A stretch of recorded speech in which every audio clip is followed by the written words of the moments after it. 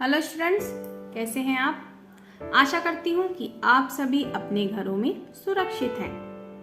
व्याकरण बोध के आज के वीडियो में हम संधि का विस्तृत अध्ययन करेंगे। तो आइए जानते हैं संधि किसे कहते हैं।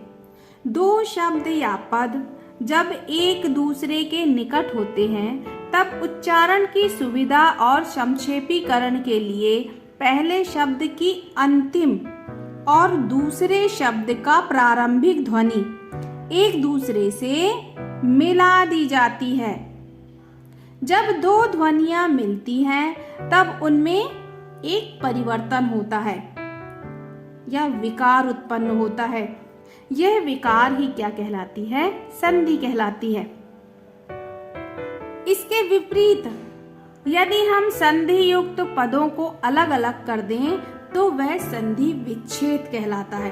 ठीक है, जैसे उदाहरण रमा धन ईश रमेश, भानु धन उदय भानुदय, जगत धन नाथ जगन्नाथ, दिग धन अंबर दिगंबर, मनः धन हर मनोहर और हरि धन चंद्र हरिश्चंद्र। अब हम जानते हैं संधि के भेद। संधि के मुख्यतः तीन भेद होते हैं: स्वर संधि, व्यंजन संधि और विसर्ग संधि। संधि के भेद को पहचानने के लिए धन के पूर्व यदि स्वर होता है तो स्वर संधि होती है, हलंत होता है तो व्यंजन संधि होती है और विसर्ग होता है तो विसर्ग संधि होती है। स्टूडेंट्स, हम जानते हैं कि बिना स्वर की सहायता से किसी भी व्यंजन का उच्चारण संभव नहीं है, लेकिन लिख पाना संभव होता है हलंत की सहायता से। यदि किसी व्यंजन में इस तरह से हलंत लगा हुआ होता है तो वह स्वर रहित व्यंजन होते हैं। ठीक है, आइए अब जान लेते हैं स्वर संधि किसे कहते हैं। दो स्वरों के मेल से जो परिवर्तन अथवा विकार उत्पन्न होता है उसे स्वर संधि कहते हैं। स्वर संधि के 5 भेद होते हैं: दीर्घ स्वर संधि, यण संधि, गुण संधि, वृद्धि संधि और अयाधि संधि। अब हम जान लेते हैं दीर्घ संधि किसे कहते हैं। जब ह्रस्व या दीर्घ आ ई उ के आगे वही ह्रस्व या दीर्घ स्वर आ जाए तो दोनों के स्थान पर ही दीर्घ स्वर हो जाता है। पहले शब्द के अंत में ह्रस्व स्वर या दीर्घ स्वर हो और दूसरे शब्द के प्रारंभ में ह्रस्व स्वर या दीर्घ स्वर हो तो दोनों के स्थान पर दीर्घ स्वर हो जाता है। ठीक है, ऐसे परम धन आत्मा परमात्मा, विद्या धन आलय विद्यालय, कपि धन ईश कपीश, भानु धन उदय भानुदय, वधु धन उत्सव वधुत्सव। ठीक है, अब अगला है यण संधि। यदि ह्रस्व या दीर्घ ई उ री के आगे कोई असमान स्वर आता हो तो ई का या, उ का वा और री का रा हो जाता है। जैसे यदि धन अपि यद्यपि, यहाँ ई और आ का क्या हो गया? या।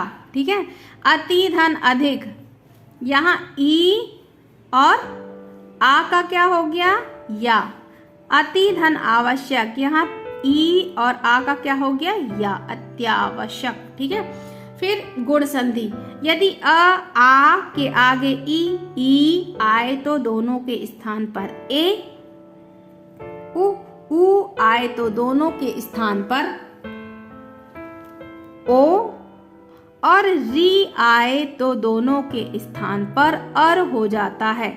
जैसे स्व धन इच्छा स्वेच्छा, यहाँ आ और ई आए तो क्या हो गया?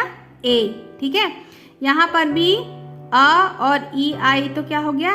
ए। ऐसी महाधन इंद्र क्या हो गया? महेंद्र। अब हम बात कर लेते हैं वृद्धि संधि की। यदि आ के आगे ए आए तो दोनों के स्थान पर ए हो जाता है, ठीक है। और ओ आए तो दोनों के स्थान पर अ हो जाता है। जैसे एक एक एक एक, यहाँ आ और ए आया तो क्या हो गया ये ए, ठीक है। लोक एषण लोकेशण, महाओज महोज। फिर आखिरी है आदि संधि। यदि ए ओ के आगे कोई असमान स्वर आए तो ये क्रमशः आए आव में बदल जाते हैं। जैसे ने धन अन नयन, गे धन अक गायक, पौ धन अक पावक, ठीक है।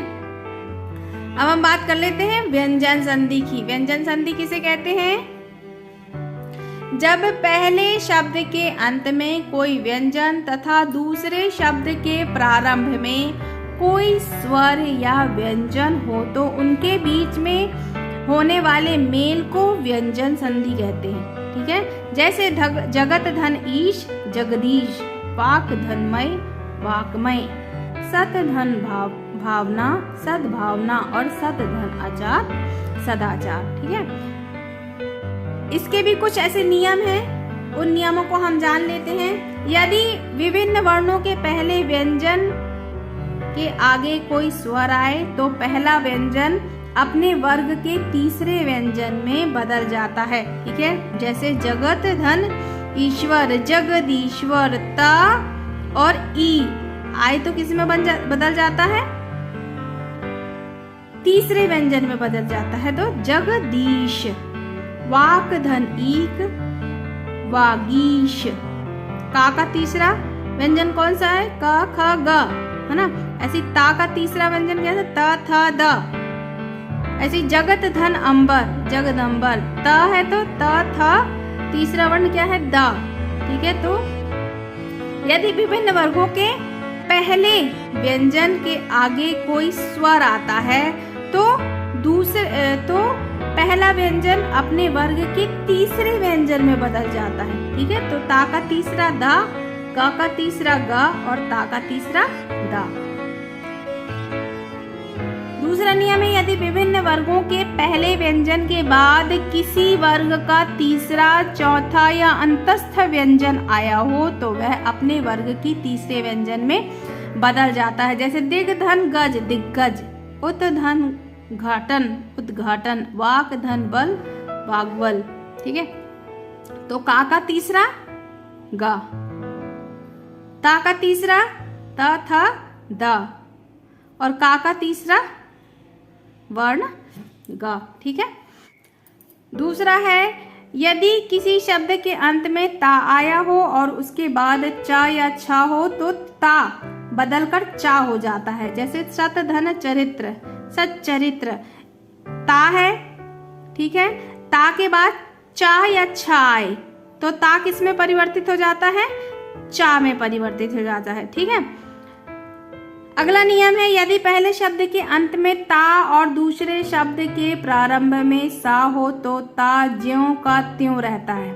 सत धन साहत सत्साहस, सत धन संकल्प सत्संकल्प, सत धन संग सत्संग और सत धन सर्ग सत्सर्ग, ठीक है। अगला नियम है, यदि पहले शब्द के अंत में क ट या ता आए और दूसरे शब्द के प्रारंभ में म ना हो तो क ट और ता को पंचम वर्ण में बदल देते हैं। जैसे वाक धनमय वाग्मय, जगत धननाथ जगन्नाथ, तो का पांचवा वर्ण क्या है? इंगा, और ता का पांचवा वर्ण क्या है? त थ द ध न, ठीक है। और ता का पांचवा वर्ण क्या है? त थ द ध न, ठीक है। तो षट धन मास षटमास, सत धन मार्ग सन्मार्ग, उत धन नति उन्नति। और आखिरी नियम है इसका, यदि ता के बाद जा और ला आए तो ता बदलकर क्रमशः जा और ला हो जाता है। जैसे उत धन ज्वल उज्ज्वल, सत धन लीन तल्लीन, तत धन लीन तल्लीन, उत धन लास उल्लास और सत धन जन सज्जन। तो स्टूडेंट्स आज के लिए इतना ही। आज का आपका होमवर्क है, इसका पुनः अभ्यास करें। अगले वीडियो में हम विसर्ग संधि का अध्ययन करेंगे। Okay students.